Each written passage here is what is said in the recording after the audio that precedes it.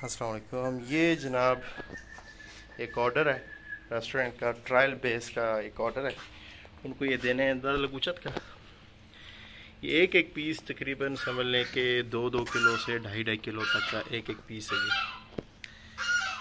ये यहाँ से अब डिस्पैच पहले फ्रीज़ हो जाएगा। फ्रीज़ होने के बाद फिर इसको पैक करके यहाँ से इंशाल्लाह भिजवा देंगे। तो माशाल्लाह से मीट पे बाकायदा से काम शुरू हो चुका है और हल्के पुल्के आर्डर आना भी शुरू हो चुके हैं पेशावर से, सवात से। बल्कि हम ख़ुद भी ज़्यादा लोगों को एंगेज नहीं कर सकते चूँकि प्रोडक्शन स्लो है। तो साथ साथ में इंशाल्लाह हम प्रमोशन का काम करेंगे। फ़िल वक्त जितनी हल्की पुल्की प्रोडक्शन है उसके मुताबिक माशाल्लाह से इसकी सेल जो है वो आराम से हो रही है। ये देखें माशाल्लाह से,